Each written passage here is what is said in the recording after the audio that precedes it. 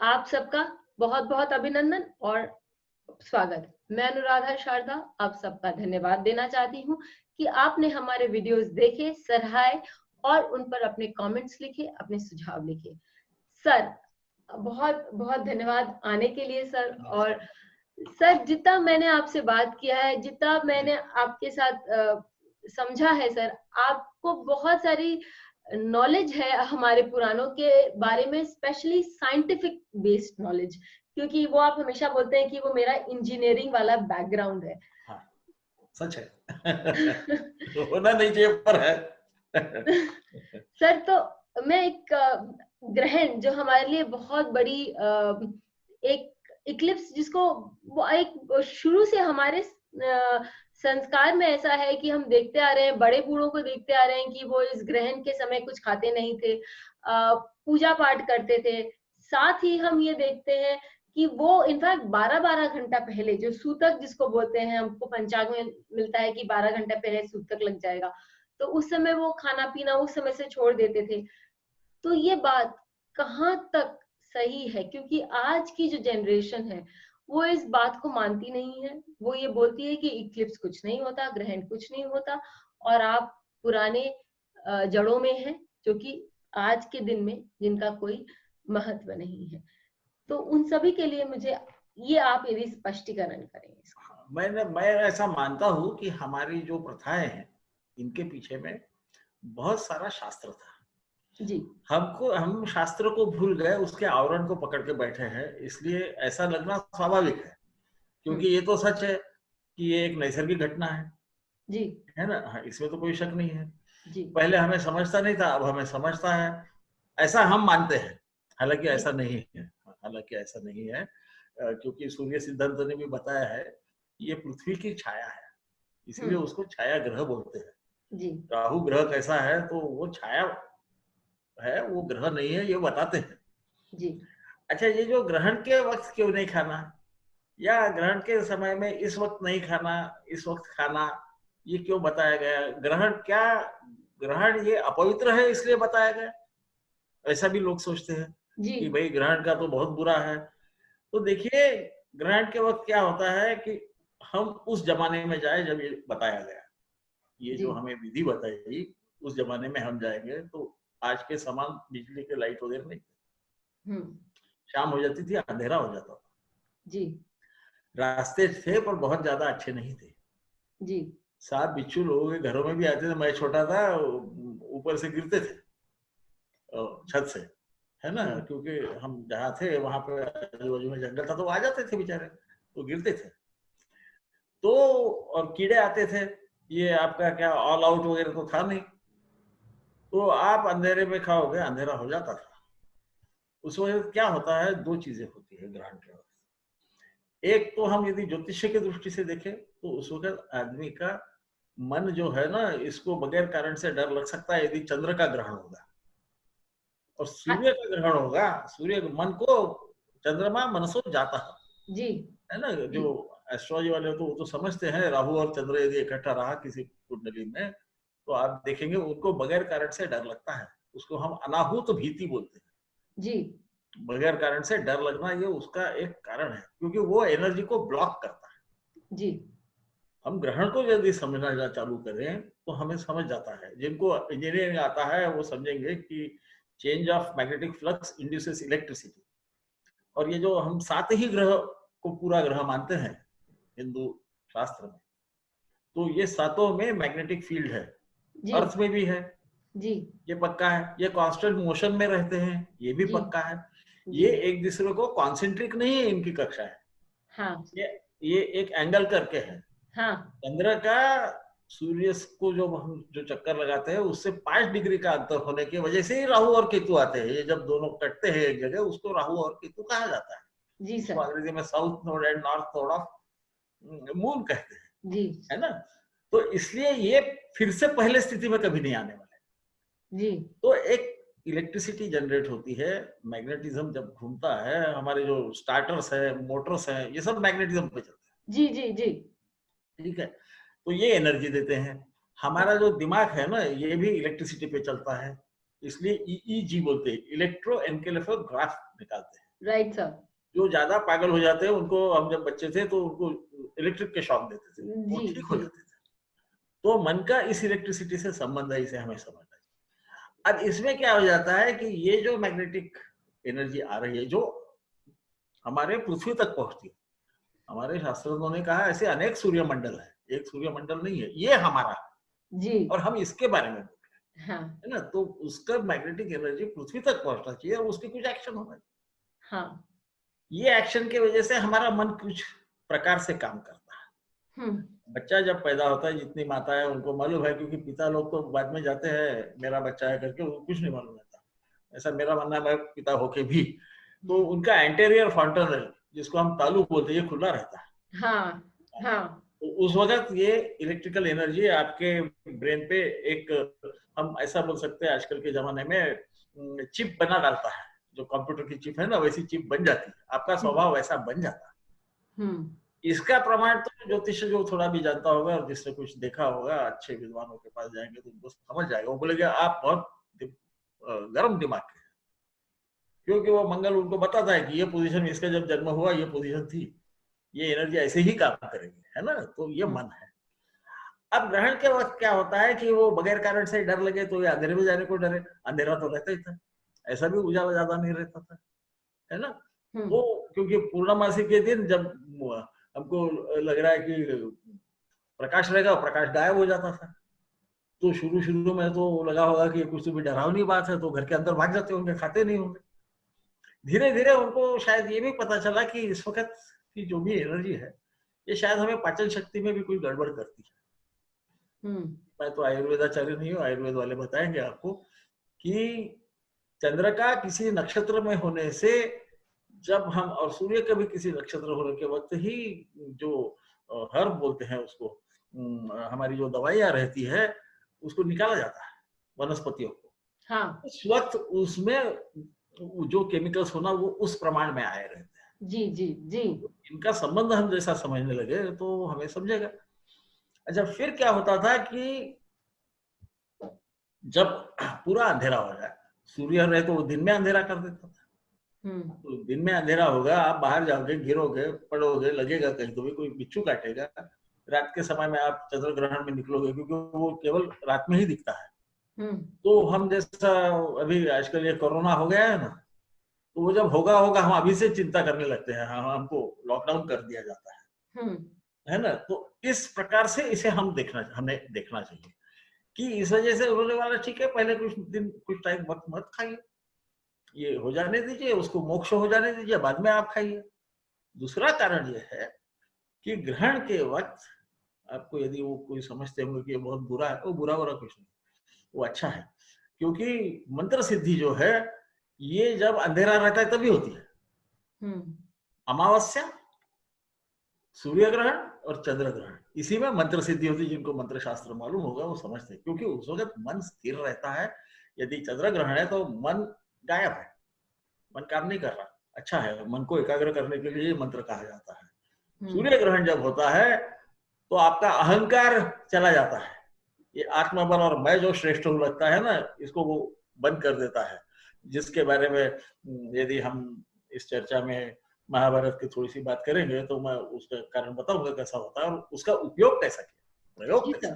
जी sir. ये प्रयोग करने को ज्यादा महत्व है।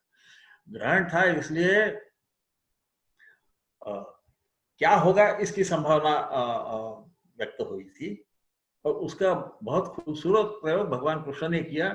तो उसको ज्योतिषी भी समझ ले तो अच्छा है। उसको वो जादू वादू नहीं थी, ये जादू जो है ना ऐसा हाथ किया और वो सूरज गायब, ऐसा कुछ नहीं था। बहुत विद्वान लोग थे और ज्योतिष का काफी वर्णन आता है। तो ज्योतिष के बारे में मैं इसलिए बोल रहा कि उस अर्थ से हमें समझेगा।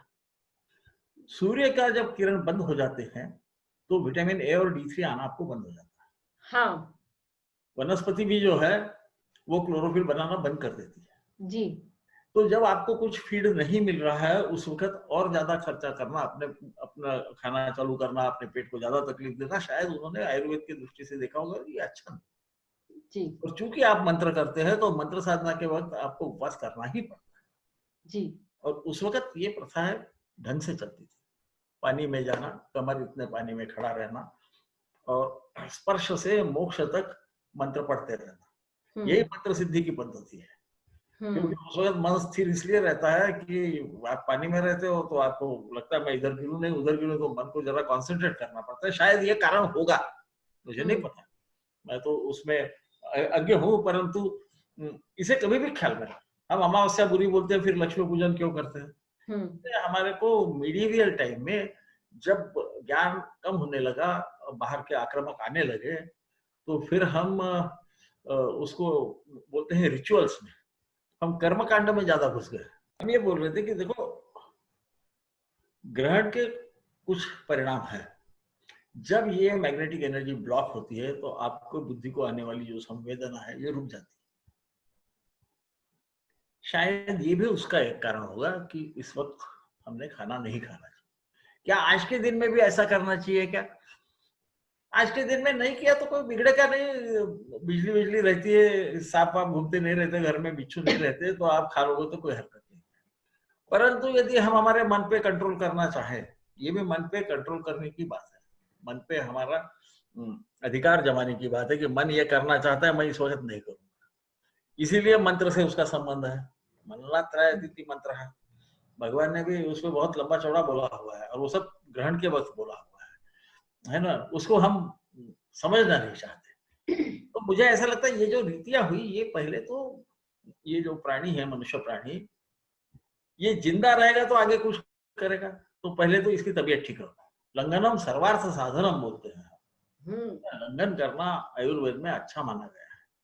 अब मेरे समान जो रहते कि ये वो हर गुरुवार आप लोग करते हैं ना, या शुक्रवार करते हैं, आजकल क्या क्या नया करते हैं, तो हम नहीं कर सकते।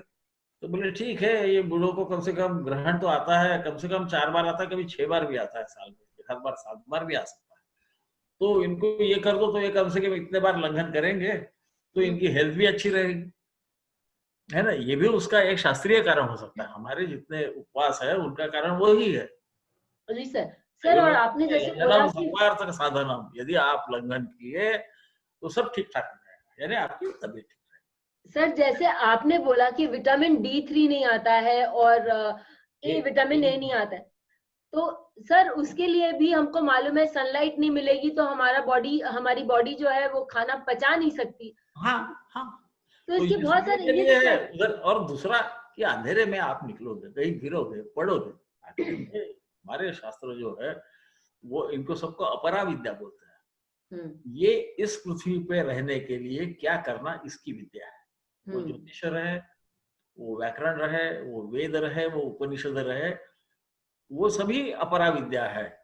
मांडुक्य उपनिषद के भाष्य में शंकराचार्य ने कहा हुआ है, और कई पुराणों में भी लिखा हुआ है। एक ही नहीं, पर जिनको ऐसा लगता है कि मैं कुछ भी बोल रहा हूँ तो थोड़ा पढ़ ले तो समझ जाएगा। पराविद्या तो वो है, वो तो गुरु देगा देगा नहीं देगा, वो तो आपको अनुभव की है, उसका कोई उसका फॉर्मूला कोई नहीं। तो ये जो ग्रहण है इसके बारे में आप देखिए, पाराशर जी बोलते हैं कि सूर्येन्दु ग्रहण काले ऐसा जन्म, वो उसको अच्छा नहीं मानते। वो बोलते कि चंद्र और सूर्य का यदि ग्रहण होगा तो ऐसे काल जिसका जन्म होगा उसको व्याधि होगी, कष्ट। देखो व्याधि पहले बोला, व्याधि कष्टम च दारिद्र्यम तेषा मृत्यु भयम भवे। उसको मरने का भी डर है, उसको बीमारी भी आ सकती है। बीमारी और मृत्यु की बात हो रही है इसमें, हाँ, है ना। आप समझ लीजिए, ये पाराशर ने कहा है, जो जरूर श्रेष्ठ थे, हमारे से तो हजार लाखों गुना ज्यादा विद्वान। फिर वो बोलते हैं अथवा शांति प्रकुर्वी तक, इसकी शांति करो, उसके लिए क्या करो क्या नहीं करो, आदि आदि आदि बोला है। तो उसके बारे में मैं नहीं जाता ज्यादा, परंतु इस ग्रहण के वक्त किसी का जन्म हो जाए तो इसको व्याधि हो सकती है, इसे कष्ट हो सकते हैं, इसे दुख होता है, इसे दारिद्र्य होता है।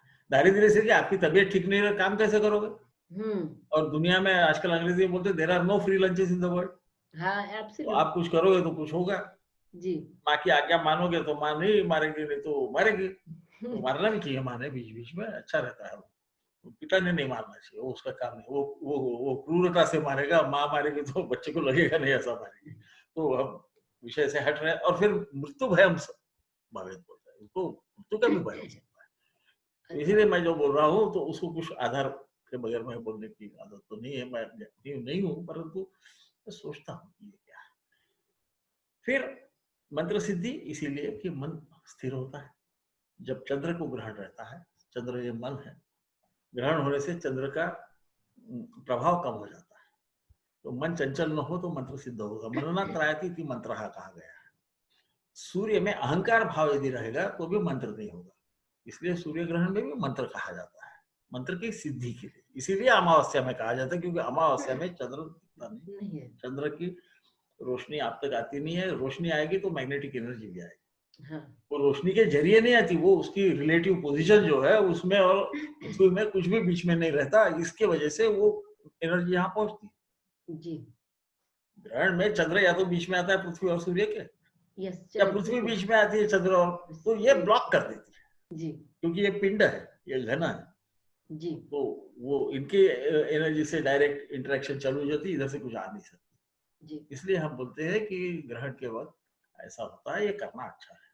इसका बहुत खूबसूरत उपयोग यदि महाभारत पढ़ेंगे लोग तो, पहले तो वेद व्यास ने विचित्र वीर्य को बताया, ऐसा वैशंपायन बताते हैं, महाभारत पढ़ेंगे तो समझे। हाँ। फिर वो धृतराष्ट्र पूछता है मेरे को भी बताओ, मेरे को भी बताओ, तो ऐसा बोला ही जाता है। तो फिर उनको बताया गया, पितामह भीष्म ने बोला चतुर्दशीम पंचदशीम, वो बोलते 14 दिन का भी मैंने पक्ष देखा है, 15 दिन का देखा है मैंने, 16 भी दिन का, ये अधिक मास की बात है। हाँ। परंतु ये 13 दिन में अमावस्या आई हुई मैंने देखी नहीं अभी तक। यानी उस वक्त शायद तिथि वगैरह हो गई होगी, तो 13वें दिन में अमावस्या आ गई। हाँ। ये महाभारत युद्ध के एक दिन पहले की बात है।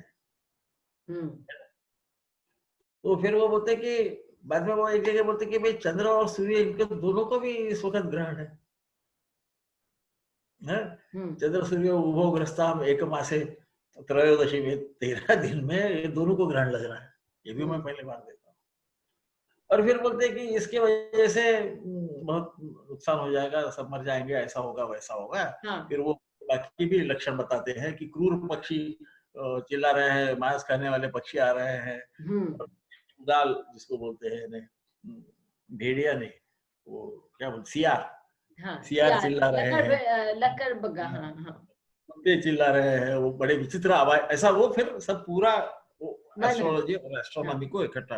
रोहिणी में शनि प्रविष्ट कर गया है, रोहिणी को तकलीफ दे रहा है, रोहिणी नक्षत्र। रोहिणी नक्षत्र चंद्र का प्रिय नक्षत्र है, शनि आएगा तो उसको निगेटिव सोचने लगा है ना।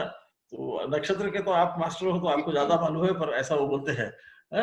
तो ये बोलने के बाद में बोलते इसके वजह से चंद्र भी लाल रंग का दिख रहा है, जमीन भी लाल रंग की दिख रही है, ऐसा उन्होंने वर्णन किया। इसका मतलब ये युद्ध के एक दिन पहले की बात है, ये आगे आने वाला है ना। अच्छा, जब युद्ध शुरू हुआ तब क्या हुआ, क्योंकि वो बोल रहे कि ये पूर्णिमा का चंद्र गायब होने में है, इसको ग्रहण लग रहा है, इसकी आभा नहीं आ रही। हाँ। तो दूसरे दिन ये चंद्र ग्रहण होने से अर्जुन को ऐसा लगा कि अब मैं क्या करूं, उसका दिमाग चलना बंद हो गया। हाँ। है ना। इसलिए फिर भगवान ने दो सेनाओं के बीच में अपना रथ किया ना, ये बोले मेरे हाथ पांव कांप रहे हैं, अनाहुत स्थिति जो है वो होने लगी उन्हें, ये चंद्र ग्रहण है। तो फिर भगवान उसको उपदेश करते हैं कि मन को एकाग्र कर। देखो वो सिर्फ मन के बारे में बोलते, पूरी गीता आप यदि देखोगे तो उनको बताते हैं कर्मयोग क्या है, तो वो क्या बोलते हैं, अपना मन को एकाग्र कर। मन एकाग्र करेगा तो तुझे समझेगा, है ना। तो क्यों समझेगा, कि तेरा कर्तव्य समझेगा, तू अपने कर्तव्य से भ्रष्ट हो रहा है। उसके बराबर 14वें दिन जयद्रथ का वध होता है, 13वां दिन सूर्य ग्रहण है, वो सूर्य ग्रहण है। हाँ। वो कह रहे हैं कि 13 दिन के अंदर में 2 ग्रहण आ रहे हैं। हाँ। हाँ। तो क्योंकि महाभारत को लोग ना कोई कथा वगैरह ऐसा समझते हैं, या कोई ऐसा दिव्य नहीं, उसका नाम जय इतिहास है। हाँ। नाम जय इतिहास है, वो युद्ध तक का ही है, आगे का बाद में लिखा गया है ना, इसको हम समझ ले। तो वो बोलता अलक्ष्य प्रभयाहीन पौर्णमासी चंद्रमा, ये बिल्कुल उसके लक्षण विचित्र दिख रहे हैं, पूर्णिमा का चंद्र मेरे को अभी प्रभाहीन हो रहा है, ऐसा दिख रहा है, क्योंकि ग्रहण आ ही रहा था। तो ये ग्रहण के परिणाम है। हम इन ग्रहणों के परिणाम यदि समझे तो हम इनका अच्छे ढंग से प्रयोग कर सकते हैं। तो भगवान ने अर्जुन को बचाने के लिए जयद्रथ के जो उसको अर्जुन ने प्रतिज्ञा कर ली। राजा लोग विचार वगैरह नहीं करते और योद्धा तो बिल्कुल नहीं विचार करते। तो कि बोले मैं इसको यदि शाम तक नहीं मार सका तो खुद को अग्नि के हवाले कर दूंगा, अग्नि स्नान ले हाँ, लूंगा। तो हाँ। कृष्ण मेरे समान रहते तो बोलते, शायद उन्होंने बोला भी है एक जगह, ज्यादा जगह उसका उल्लेख नहीं आता कि राजा ने वचन देना नहीं और देना तो वो निभाने की कोई जरूरत नहीं है यदि वो गलत होगा तो। पर अर्जुन तो अर्जुन है, तो हमने तो वचन दे दिया, तो फिर वो चिता रचते हैं। उस वक्त का प्रसंग भी यदि लोग सोचे तो टाइमिंग का कितना महत्व है। जैसा स्पर्श हुआ, चंद्र बीच में आया, स्पर्श हुआ, तो इन्होंने बोला देखो शाम हो गई, तो अब अर्जुन अपनी प्रतिज्ञा पूरी करो। यहाँ पर उनको मालूम था कि ये सब राजा है, जयद्रथ भी राजा है, उसको शिव की कृपा प्राप्त है, वो उसका प्रयोग करके उसने अभिमन्यु को रोका है, तो इसको अहंकार है और ये सामने देखने को आएगा ये कैसा जल रहा है। तो अर्जुन जाने लगे। जैसे अर्जुन जाने लगे तो भगवान के ख्याल में आया कि अभी मोक्ष को तो वक्त है, ये जल जाएगा, तो उसको बीच में रोक दी कि अर्जुन तू जा रहा है, कहाँ जा रहा है? तो बोले आपने बोला सीता रची है, मैं जा रहा हूँ। बोले नहीं नहीं, तू धनुर्धर, तू क्षत्रिय है, अपना शस्त्र लेके आ, अपना गांडी धनुष, और तूने लिया, उसके संवेद जाना चाहिए। ऐसा करके उसका टाइम बढ़ा दिया जाने आने का। फिर ये जब तक पहुंचे तो तब तक मोक्ष हो गया। तो बोले ये सूर्य है, ये जयद्रथ है, अपना गांडी चला, तो इसका वध कर। तो इसको बोलते हैं कि इसको उन्होंने ऐसा नहीं बोला कि अभी भाई ग्रहण है तो तू तीर मत चला, ऐसा बोला क्या? नहीं बोला। सर मुझे एक और बात याद आ रही है, आपने मुझे एक बार बताया था कि हर व्यक्ति पर ग्रहण का असर होता है और होगा, क्योंकि ये मन और हमारा आत्मबल इसको असर करता है। इसीलिए मैं पाराशर को कोट किया। पाराशर बोलते हैं सूर्य तो ग्रहण काले येषाम जन्म, यदि जन्म के वक्त उनको ग्रहण होगा तो यदि उनपे असर होता है, और आप देखोगे कि ग्रहण में तो खैर वो 18 अंश तक नजदीक आना चाहिए, और मेरे ख्याल से सूर्य के 11 अंश के नजदीक आने के नहीं, सूर्य को 18 अंश के नजदीक आना चाहिए। राहु की पोजीशन जनरली वो 1-2 डिग्री में ही आई रहती है जी।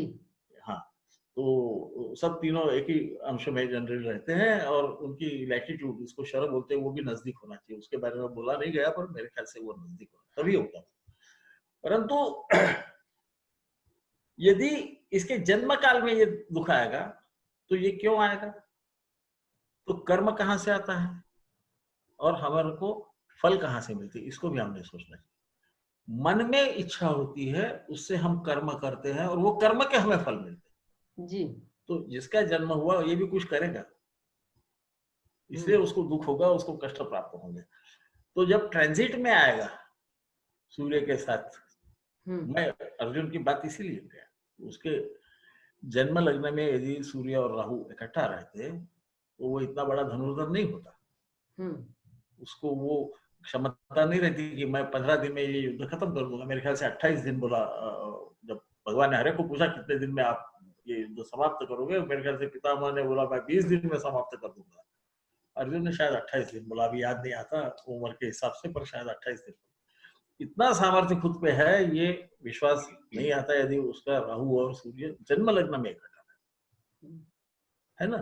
तो जब हमारा गोचर भी चलता है, प्रश्न यहाँ आता है कि हर एक को उसके शरीर के परिणाम क्यों नहीं आते?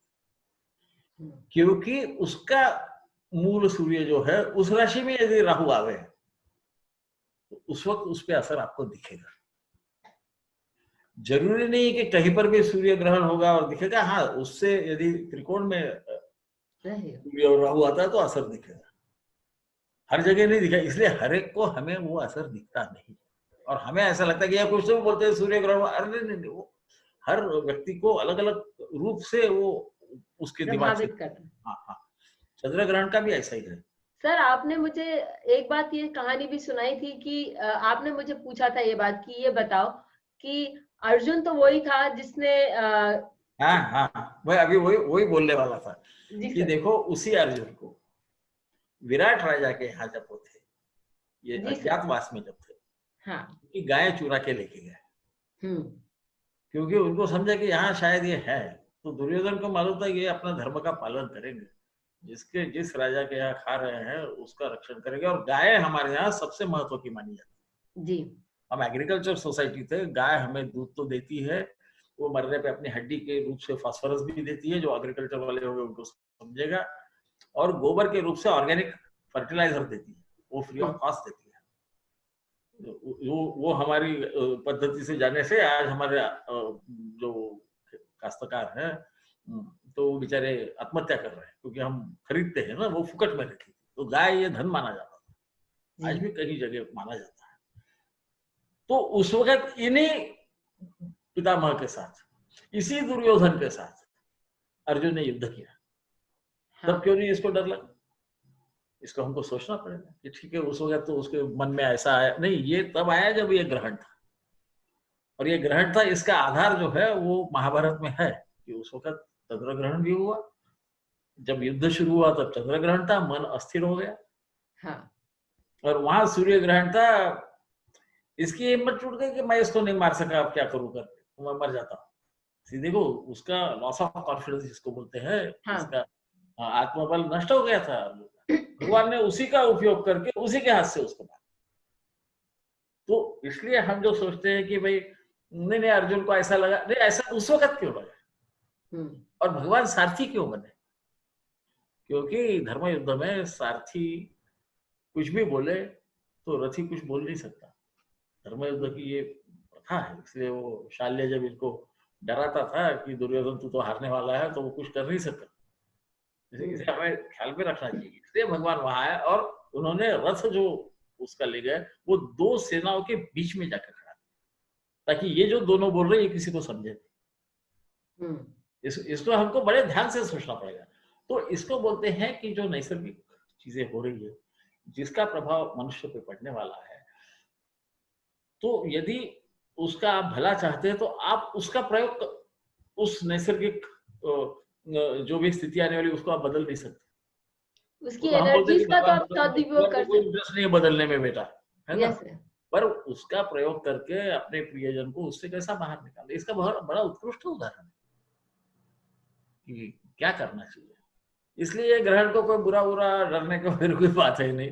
और ऐसा भी नहीं था कि अर्जुन बगैर खाए हुए गए, व्रत करके वगैरह नहीं गए, लड़ते हुए अच्छा खाना वाना खाते गए, है ना? नहीं तो उसका उल्लेख आया रहता महाभारत, क्योंकि उस वक्त युद्ध है ये महत्व का।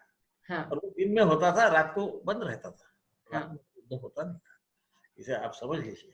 तो मेरा कहने का मतलब है कि ग्रहण को डरना नहीं चाहिए, वो नैसर्गिक घटना सही बात है, पर उसके पीछे जो जुड़ी हुई चीजें है ना, हमारे को जो सिखाया गया उसका कोई कारण है, वो बगैर कारण से नहीं, उसके पीछे और उन कारणों को हमें समझकर उनका सदुपयोग भी करना चाहिए। हम समझकर उसमें का आज के परिप्रेक्ष्य में जो योग्य है उसका हम प्रयोग करें।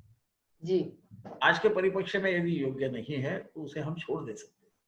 मतभेदे मुनि नाम तू ज्योतिषे वैद्य तथा ऐसा बोला गया है कि यदि मतभेद हो गया मुनियों में ज्योतिष और वैद्य के बारे में, तो फिर जिसके अच्छे फल मिलते हैं उसको आप प्रयोग करो। बहुत सुंदर सर, बहुत बहुत सुंदर। तो ऐसा मैं इसको समझता हूँ। ये किसी को ऐसा लगा कि मैं धर्म के विरुद्ध बोल रहा हूँ या धर्म के साइड में बोल, मैं किसी के साइड में नहीं बोल रहा हूँ। नहीं सर, धर्म ये सत्य है तो सत्य के साइड में बोलना चाहिए। बहुत सुंदर उल्लेख किया, समझाओ जो मैं समझा, ठीक है। बहुत सुंदर उल्लेख किया सर आपने।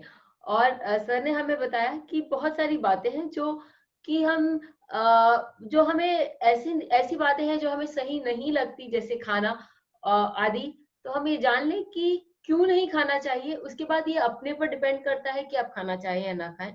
ये समय बहुत सुंदर है कि मंत्र सिद्धि कर सकते हैं, क्योंकि आपके मन पर या आपके अहंकार पर जो जोर होता है वो बहुत कम हो जाता है, और आपका अस्तित्व जो है वो स्ट्रीमलाइंड हो जाता है, एक तरफ हो जाता है। तो आप उस पर अपने बहुत कुछ सुंदर भी अपने ऊपर उपचार कर सकते हैं, बहुत सारे अपने लिए काम सिद्ध कर सकते हैं। उन पर ध्यान दें और रूढ़िवाद पर ना जाएं, लेकिन इस ग्रहण को भी एक natural phenomenon and something which we should not believe in, कि इस पर हमको विश्वास नहीं करना चाहिए, ऐसा कहकर भी अपनी संस्कृति का तिरस्कार न करें। बहुत बहुत धन्यवाद।